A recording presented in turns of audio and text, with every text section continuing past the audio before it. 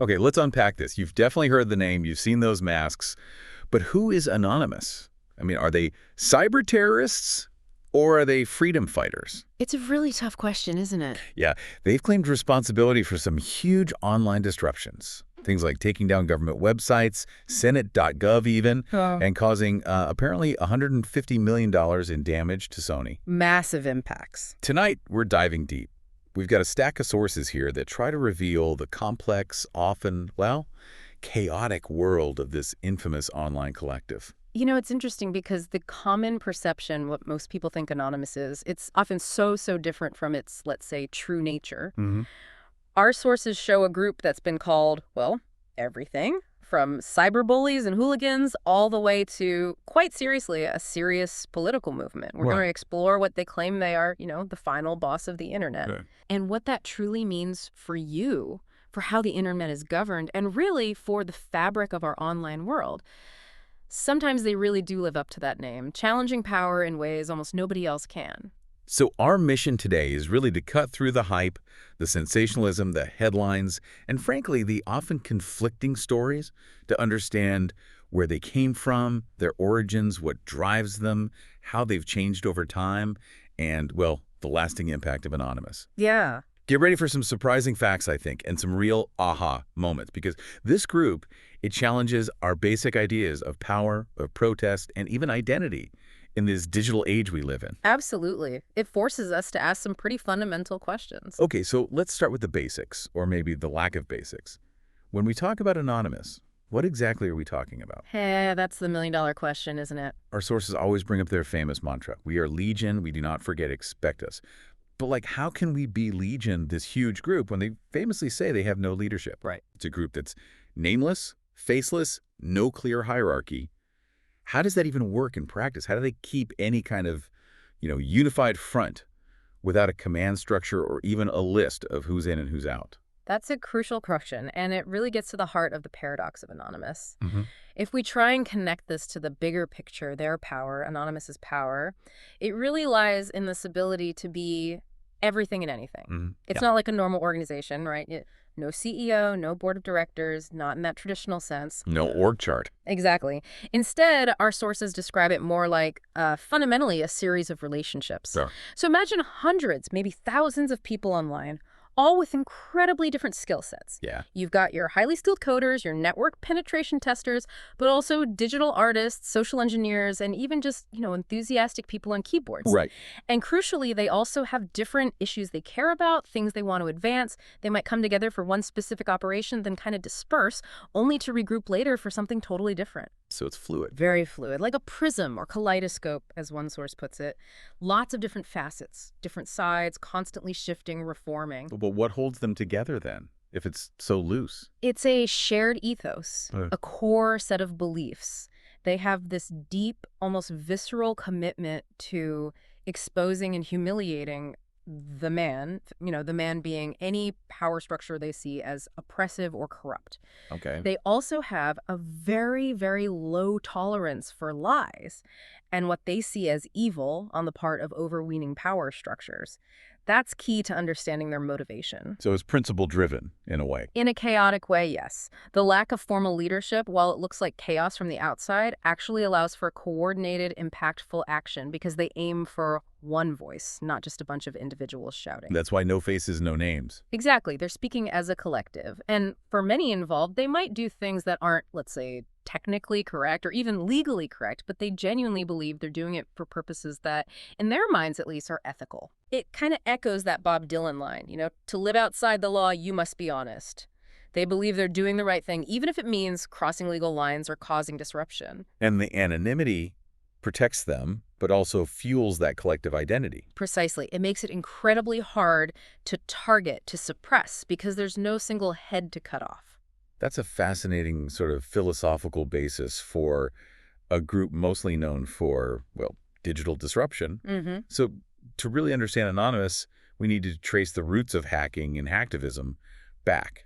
And it might surprise you, as our sources explain, that hacking as a culture, it didn't start in some shadowy basement with people trying to steal credit cards. Not at all. Where did it actually begin? How did it evolve from those early, sometimes almost playful roots into something that would eventually spawn groups like Anonymous? Yeah, one of the most compelling things from our sources is that the origin story of hacking, it's really rooted in intellectual curiosity Hmm. and a playful, almost mischievous desire to understand how systems work and then push them. Push the boundaries. Exactly. It really sprang from one specific place, MIT, specifically the Model Railroad Club there, way back in the late 50s, early 60s. The Railroad Club, seriously. Seriously, these early hackers, they weren't malicious.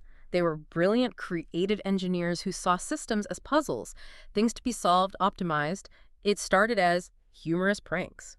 Like what? Well, think about the legendary MIT hacks, putting a Volkswagen Beetle on top of the Great Dome building. Right, I've heard of that. Or devising a system to measure the Harvard Bridge in Bryans, using a student named Brian as a unit of measurement. Okay, that's pretty clever. It was witty, technical demonstrations of mastery, thinking outside the box. And this culture, this witty, technical mischief, it migrated into the broader engineering and computer communities. That playful, exploratory spirit, plus a deep respect for information and open access, that was foundational. And then hacktivism came later. But much later, yeah. Our sources credit a group called Cult of the Dead Cow, who popped up in the 80s and 90s. They were kind of like digital merry pranksters, always pushing boundaries. One of their members coined the term hacktivism.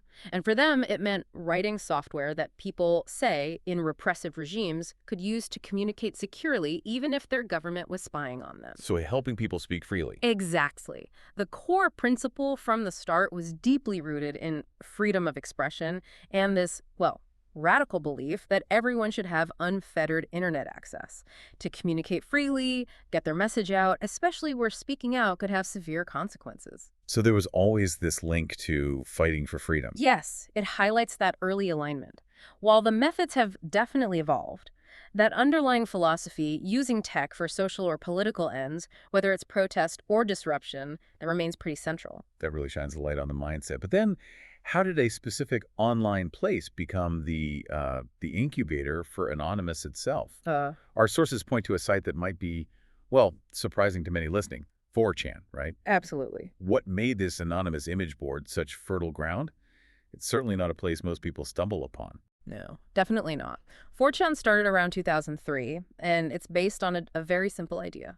You post a comment, you post a picture. Anonymously, it's split into different boards for different topics, anime, weapons, you name it. Okay. But the B board, often just called random, that was the anything goes section, the Wild West of the early internet. Anything goes. Literally. It was designed almost deliberately to induce instant revulsion.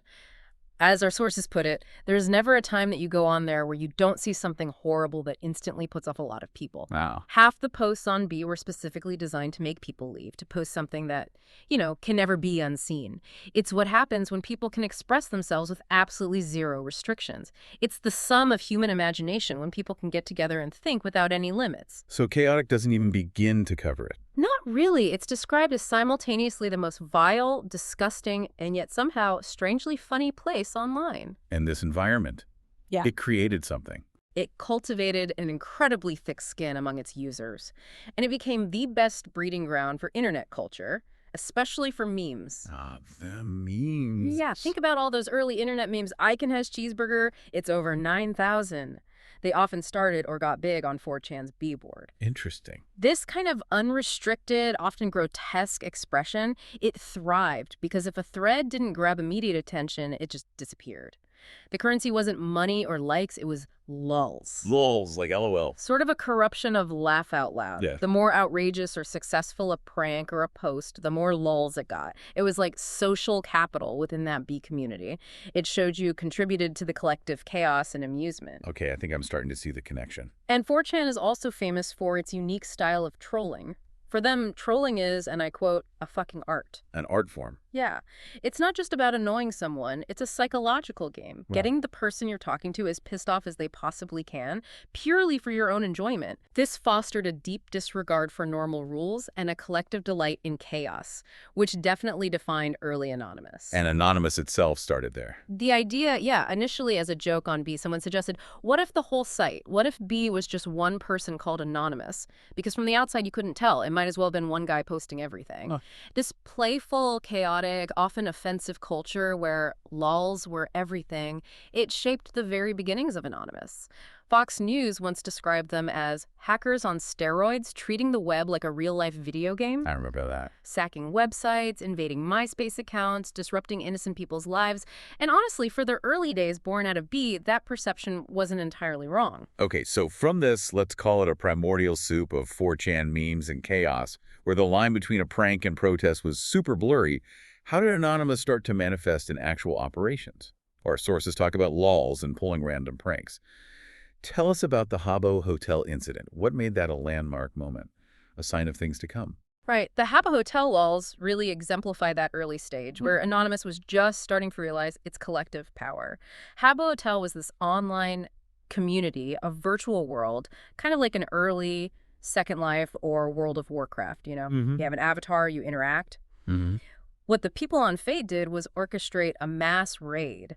They created thousands of avatars, all looking exactly the same. Black guys with big afros wearing black suits, instantly recognizable. Thousands of them. Yeah, thousands of these identical avatars swarming this virtual world, and then they do synchronized, disruptive things. The famous example is forming a swastika shape with their avatars to block the entrance to the virtual pool. Okay, that's provocative. Extremely. The goal was to offend, to provoke a reaction, simply because the idea that we could offend you by drawing a little shape on the screen was stupid to them. Right. They were basically thinking, really?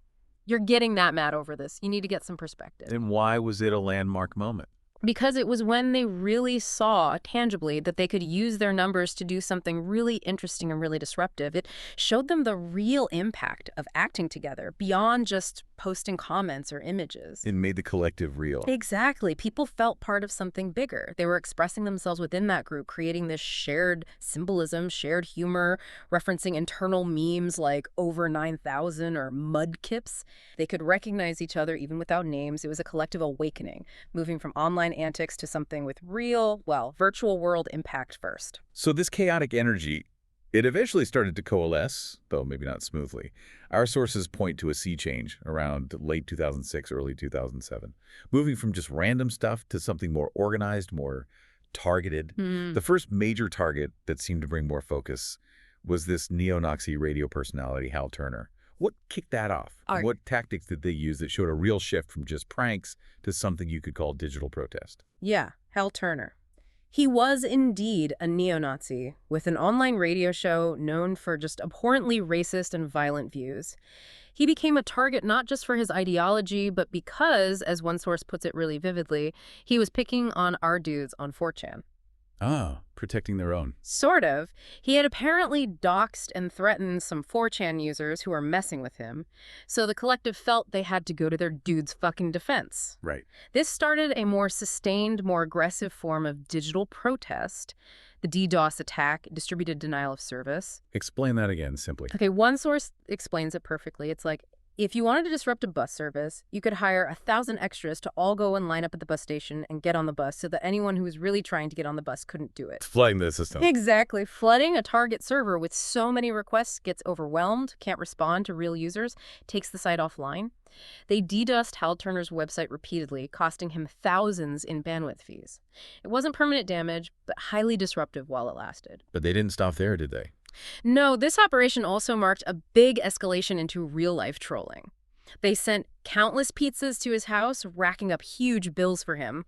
They signed him up for escorts on Craigslist.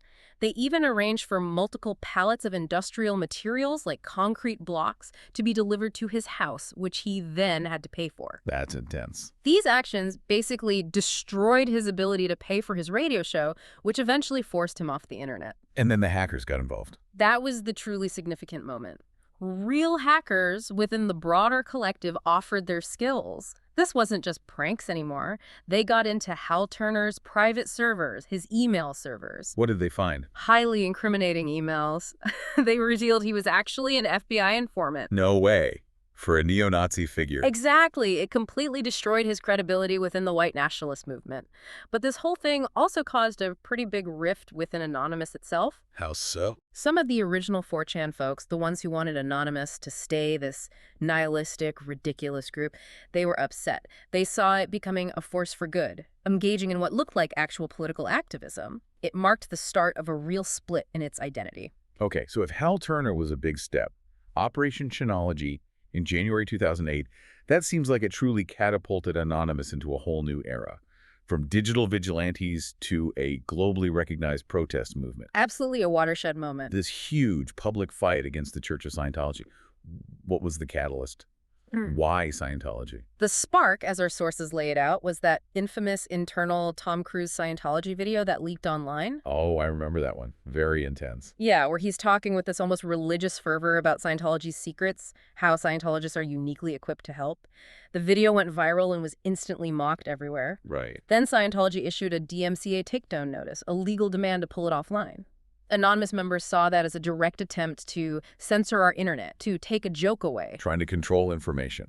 Exactly. They saw it as Scientology legally bullying people online, and it backfired spectacularly. Created the Barbra Streisand effect. Trying to suppress something just makes it spread everywhere. So the video blew up even more. Ubiquitous. And Scientology became this interesting target for Anonymous because it represented the perfect inversion of what hackers and geeks value. How so? Well, hackers generally value intellectual freedom, open science, free information flow, transparency. Scientology, in stark contrast, is highly proprietary, very closed, often litigious. Polar opposites. Yeah, one source said if you had a cultural inversion machine and you stuck geeks and hackers in there, you'd get something that looks a lot like Scientology. There was a real pleasure in attacking your perfect nemesis. The whole thing felt like two weird-ass groups about to clash. Entertaining for outsiders, but for Anonymous, it felt like a battle for the soul of the internet. So beyond just trolling their hotlines, which they did, right? Calling up, tying up lines. Oh, yeah. Famously asking things like, what's an e-meter? How do I Dianetics my face? Pure disruption. But what technical tools did they use that let so many people, even non-technical ones, join in from home? What was the impact of these sort of decentralized attacks? Right. This is where scalability becomes key. Anonymous members developed this DDoS attack tool called the Low Orbit Ion Cannon, or LOIC. Named after a video game weapon. Exactly. From Red Alert. It was seen as an endgame weapon, signifying its power. What made LOIC revolutionary was its simplicity. You could literally follow instructions step by step. How simple? You'd put in the target site's URL, check the IP address was right, maybe a few basic settings, and then just hit the button. And what did clicking the button do? It basically told the target website, Scientology.org in this case, to send its website data to your computer over and over again, like 800,000 times in a weekend. Wow. If enough people, thousands, did this at the same time, this brute force flood of junk requests would completely overwhelm the target servers until they crashed, took the website down. So anyone could feel like they were contributing. Precisely. Sitting at home, no tech skills needed, feeling like you were making a difference, it massively lowered the barrier to entry for large-scale participation. Scientology just wasn't ready for that kind of coordinated, user-friendly attack. Their infrastructure couldn't cope. Then there was the We Are Anonymous's video, released January 21st, 2008. Still iconic. Our sources say it changed everything. What made that video so pivotal? How did it give birth to internet activism as it's known today? That video absolutely galvanized that moment. It established a real consensus, gave this loose collective a voice, a purpose. It was designed to look, as someone put it, like if a computer was going to tell you that he was going to beat the shit out of you. Oh, okay. Cold, menacing, very serious. It was one of the first times the broad culture started calling itself anonymous, the movement. That was the moment internet activism as it's known today was born, turning scattered actions into something coherent, organized. And it led to real-world protests. Directly. It also led to developing a code of conduct for those protests. Practical stuff like no weapons, but crucially, cover your face. Why was covering faces so important? Because Scientology has this well-documented history of harassing critics, stalking them, doing horrible things, even hiring private investigators. People were genuinely afraid of being identified and facing serious repercussions. And that's where the mask comes in. Exactly. The Guy Fawkes mask, already known from V for Vendetta, quickly became the symbol of Anonymous's anonymity, online and off. It represents that powerful idea. None of us are as cruel as all of us. A visual for a massive crowd fighting a bigger thing and winning, it was the natural symbol when the movement hit the streets, offering this powerful, unified, yet anonymous look. And despite those stereotypes, internet nerds afraid to leave Hmong's basement, the protests had incredible turnout, right? Shattered those ideas. They really did. That's one of the most fascinating things, the scale and the personal impact. Initially, people wondered, would anyone actually show up? But the turnout was stunning. Started with maybe 200 people in Bryant Park, New York. Then it swelled. One person described walking through Times Square seeing a 1,000-person minute foot traffic area, just filled with Anon symbols. It was wild, surreal seeing the online manifest physically. And it was global. Absolutely global. Sydney, Australia had 250, maybe 1,000 across the country. Tel Aviv had this incredible moment where Palestinian and Israeli protesters switched flags, holding each other's flags up. Yeah. London had 600. Clearwater, Florida, a Scientology hub, had 300. LA reportedly had over 1,000. Overall estimates hit maybe 10,000 participants worldwide. That's huge. It was surreal and very empowering for people involved. For many, it was the first time meeting their own people, finding their culture, escaping that feeling of being alone online. Challenge stereotypes, too. Definitely. A far more even mix of males and females than you would imagine. And there are even funny anecdotes our sources mention about socially awkward people, some who were virgins, getting laid from these protests happening. So much for anonymity, then. Ironically ending their personal anonymity, yeah, even as the collective stayed anonymous. These protests were so important because they let people connect for real, forging real-world bonds from digital solidarity. Of course, Scientology didn't just take it. They fought back hard. Accusations of harassment, threats. Oh, yeah. And eventually the FBI got involved. The arrests followed. What were the consequences for people like Brian M., who actually faced prison time? And what does this whole struggle say about Anonymous's lasting impact on how people view Scientology now? Right. Scientology definitely fought back with significant legal power and investigators. They claimed a huge impact from Anonymous. Over 8,000 harassing phone calls, 3.6 million malicious emails, 141 million hits on their websites. That's a lot. Plus vandalism, bomb threats, death threats, which they attributed to Anonymous. They hired PIs, tracked people down, which eventually led to FBI involvement and arrests. And Brian M. He was one of those participants. He'd found the Scientology stuff on 4chan, felt it was for a decent cause, like the anti-censorship angle. He reportedly caused the second most damage among those caught.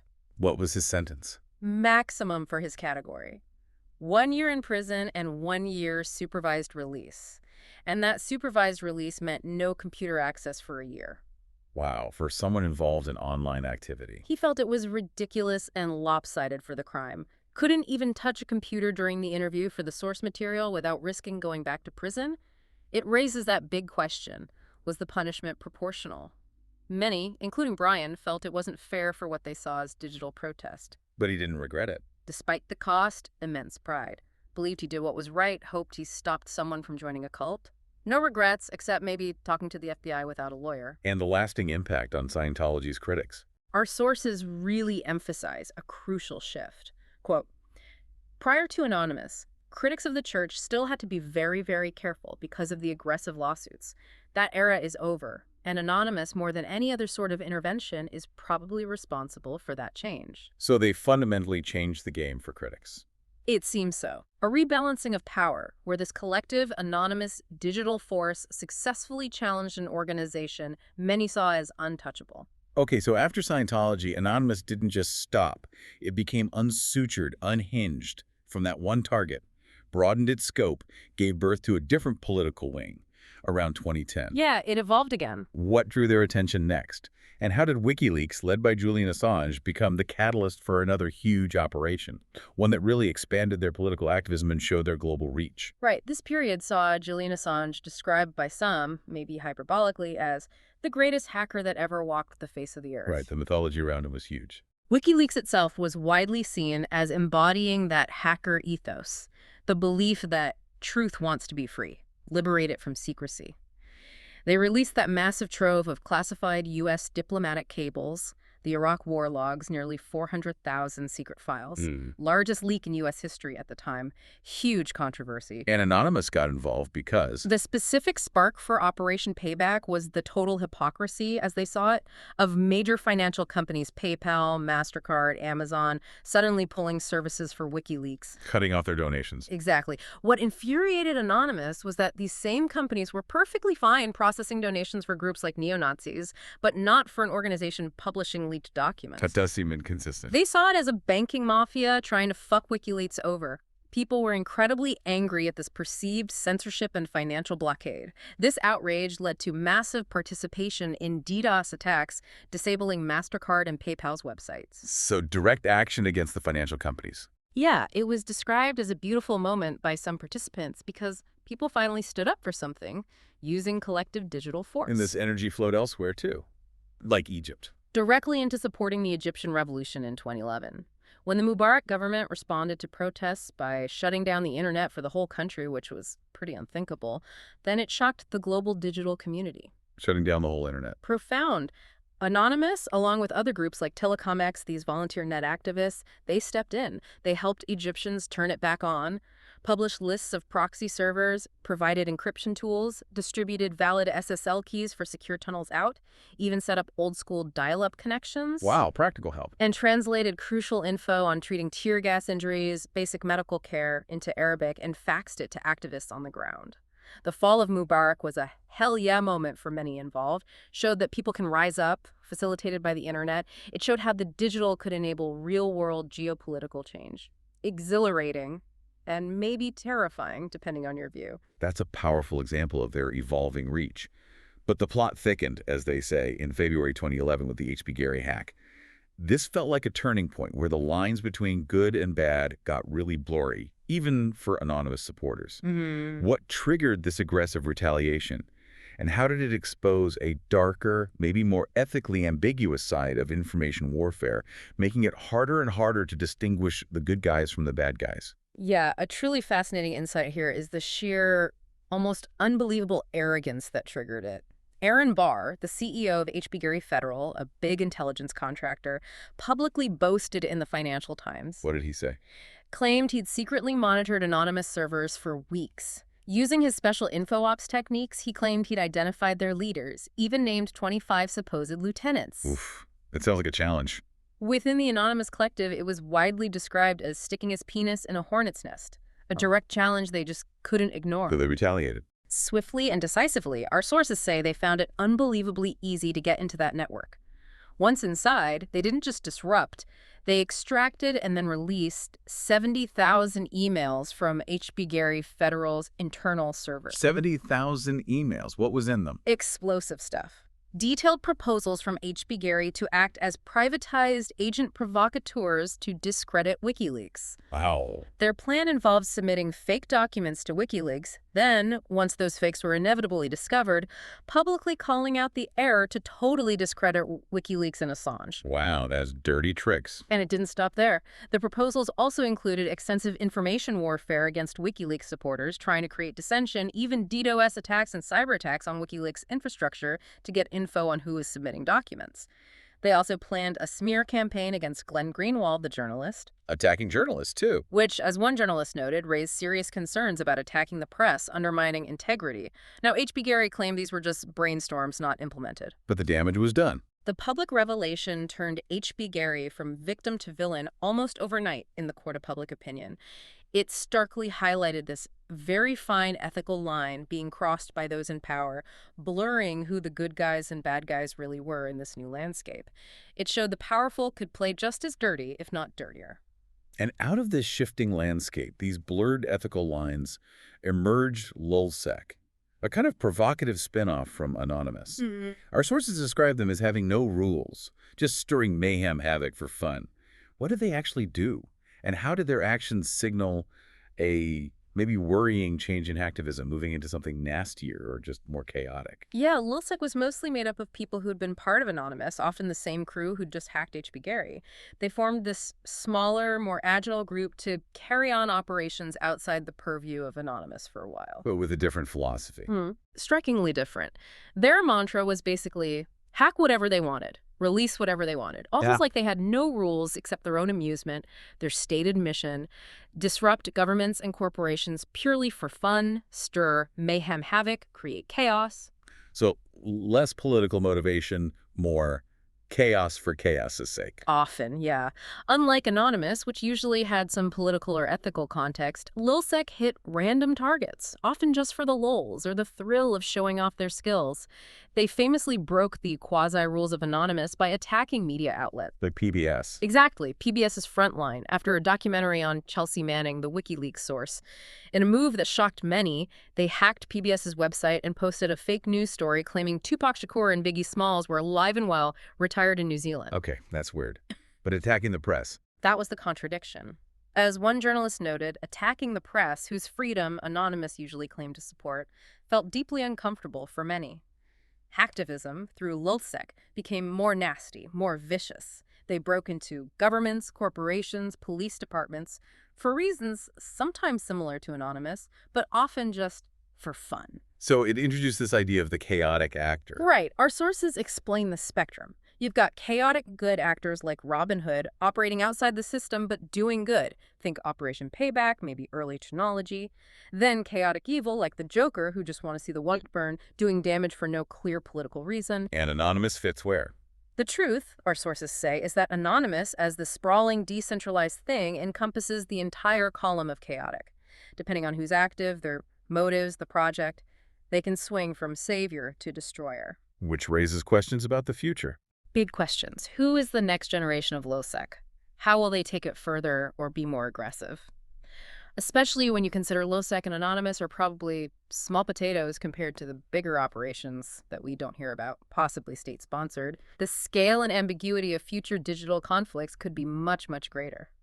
So with all these operations, from pranks to political attacks to for-fun exploits, arrests were bound to happen. Inevitable. Our sources draw parallels between these digital actions and traditional protests like the Selma sit-ins or anti-war demos. How should we view these cyber attacks legally, especially given how disruptive they are? And what does it mean for the internet as this vital space for dissent going forward? It's an incredibly important and really complex question. Is a DDoS attack legitimate protest, protected speech, or just illegal vandalism? Our sources admit, look, there will always be a legal consequence when you decide to break the law. That's expected. But the core question becomes whether the punishment will be proportional to the crime.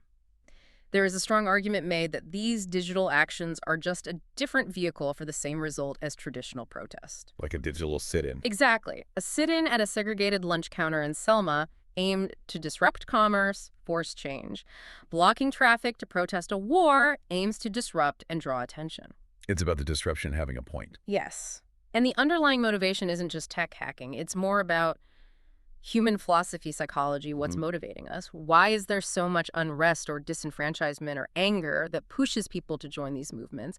In an era where so much of our lives are now configured on the internet's commerce, communication, public debate, we better start thinking about how we claim parts of the internet as spaces that we can also protest in. Because if not online, then where? If we don't allow for some form of digital civil disobedience, where do those grievances go? It's a fundamental shift. It forces us to redefine protest boundaries, consider if current laws even grasp the nuances of digital disruption for social change. People will watch these legal cases closely, see if there's room to view DDoS as protest, even while acknowledging the damage. It shapes the future of online freedom and accountability. It's clear Anonymous isn't going away.